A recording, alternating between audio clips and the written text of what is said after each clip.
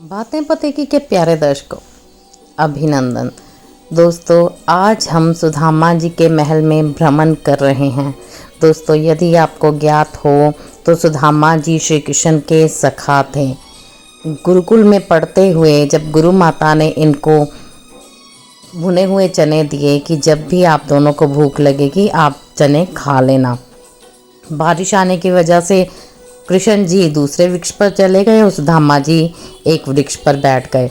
सुदामा जी ने धीरे धीरे सारे चने खा लिए। भूख कृष्ण जी को भी बहुत लगी थी, लेकिन वो कृष्ण जी को चने देना भूल गए। कृष्ण जी ने देखा कि सुदामा जी मुंह चला रहे हैं। उन्होंने कहा कि सुदामा जी आप क्यों मुंह चला रहे हो, क्या कुछ गुरु माता ने दिया था?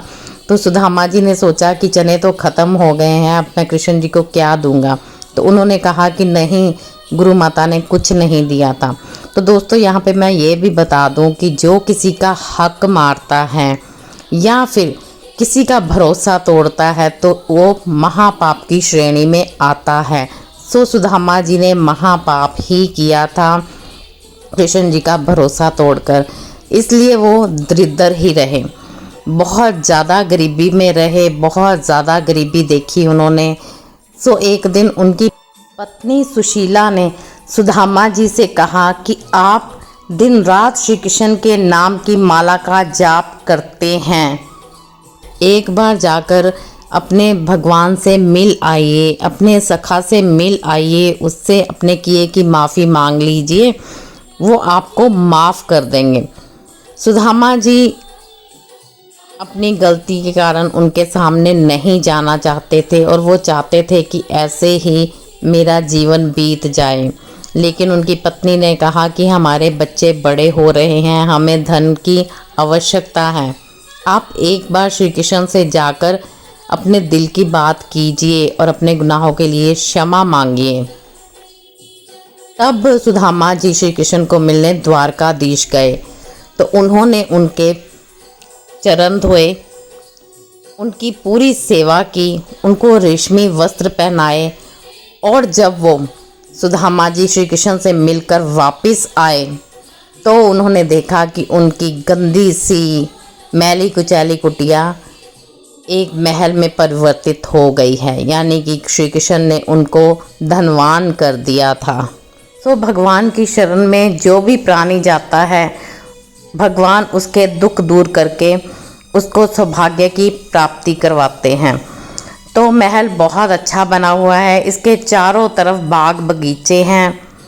एक जगह पर कबूतरों को दाना भी डाला जाता है, जिससे कबूतर बहुत ही खुश और प्रसन्न रहते हैं। पहले हमने भी उनको दाना डालकर खूब अच्छी तरह से उनका पेट भर दिया और उसके बाद उनके साथ हटकेलियाँ की, और यकीन मानिए कि उनमें डर नाम की चीज़ लेश मात्र भी नहीं थी।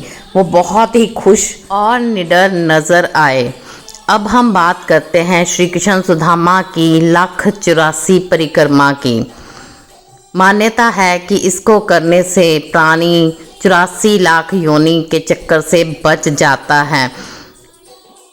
इसके दर्शन करने मात्र से ही आपके सारे दुख दूर हो जाते हैं और आपको आरोग्यता प्राप्त होती है, सुख संपत्ति की प्राप्ति होती है, वास्तु दोष तक आपके घर के ख़त्म हो सकते हैं यदि आपको इस पर विश्वास हो तो परिक्रमा करते वक्त बचपन की फीलिंग आ रही थी, जैसे बचपन दोबारा लौट आया हो।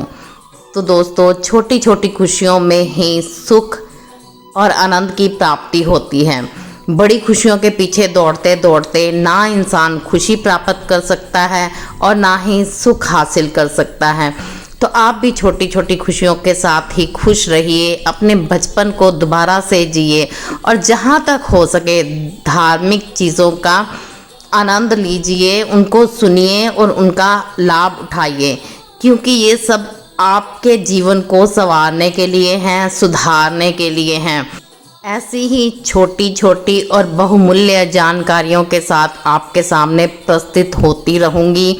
वीडियो पसंद आया है तो उसे लाइक कीजिए, चैनल को सब्सक्राइब कीजिए और शेयर करना मत भूलिए। धन्यवाद।